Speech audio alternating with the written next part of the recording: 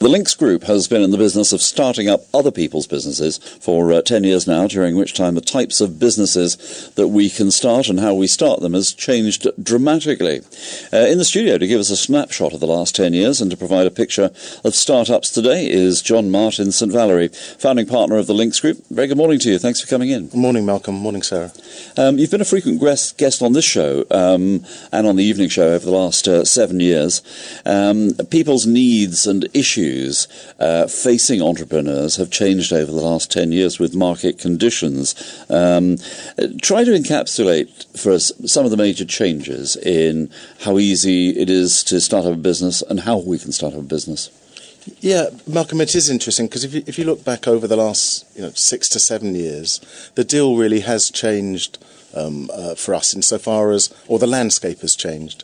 We used to go outside the markets, outside country, to attract companies into Dubai specifically, as we're talking this morning, to help build and enjoy this infrastructure that we all see and work in today. That landscape or that target audience has changed fairly dramatically over the last 2 or 3 years, where we're speaking to companies perhaps from UK, Western Europe or down in Australia particularly, for companies that are looking to access the opportunities in the wider region here, but through the infrastructure and the safety and security of Dubai. So it's very different. How much has that been driven not so much by the sort of immediate business opportunities here, but more by a need to flee other countries as a result of the Arab Spring? Yes, I think from a wider regional perspective, that's certainly true.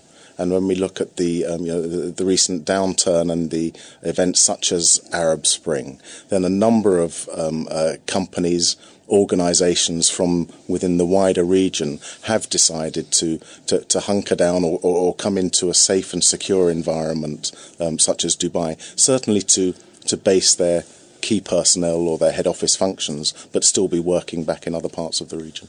Let's carry on that theme and talk about the nationalities that are knocking at your door, because as you say, it's a global reach now. Dubai is firmly on the map. The World Expo helped that just that little bit further as well. It was already there, but helped that bit further. So companies coming to you, what kind of nationalities? Is it truly global now, from Europe, the States, from all corners of the earth? It really is global, Sarah, insofar as I was just mentioning there to Malcolm, the fact that companies are looking at Dubai specifically as the gateway or the hub to the wider region. So they're accessing commercial opportunities, in perhaps Central Africa or CIS countries or Southeast Asia from Dubai, because as we all know, about a third of the world's consumers are within a 4-hour flight or something like that from Dubai. So the infrastructure and the connectivity is here.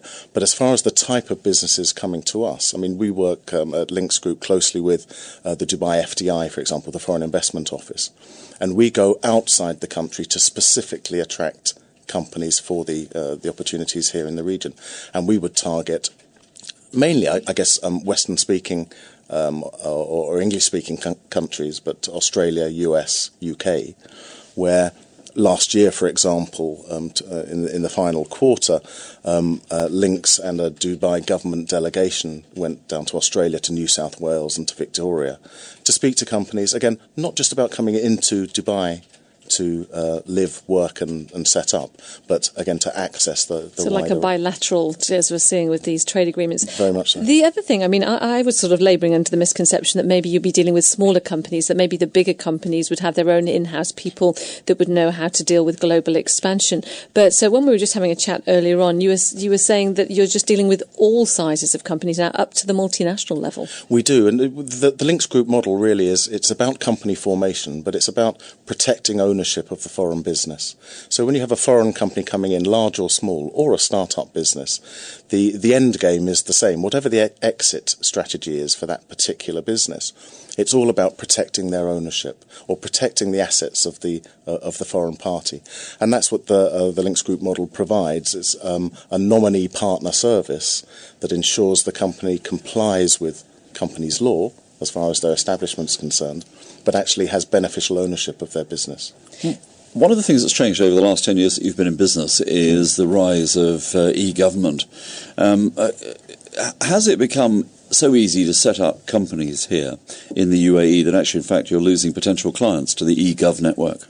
No, I don't think so, Malcolm. We actually work very closely with Dubai government, and this is where, in particular, UAE, but Dubai government has been very, very forward-thinking and engaging with the private sector to work together in partnership to attract and assist these companies. But the e-government initiatives are fantastic.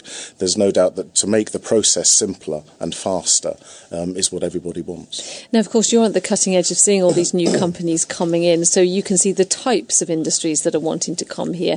Is there any particular trend there? I mean, obviously, we've been talking hospitality this morning, we've been talking tech companies.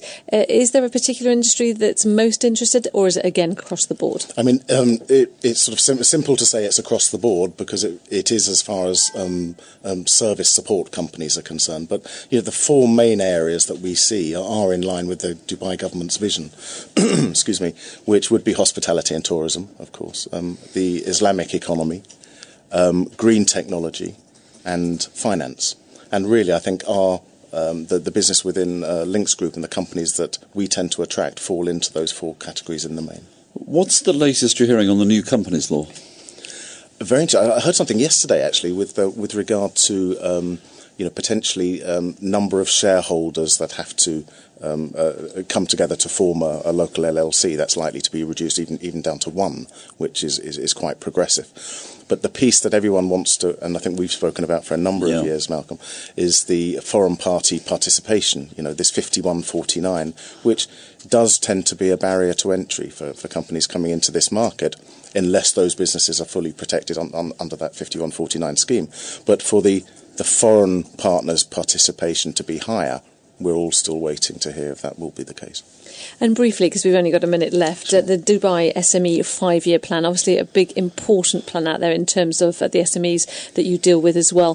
What kind of difference is that making to attracting business into the region? I think it's massively different, and it's very, very important, this whole SME focus. We all know that 80% of the economy is driven by the SME. So just from our earlier conversation there, Sarah, yes, we do concentrate on the large companies coming in, but the entrepreneurial startups and the micro or small end of SME is vitally important.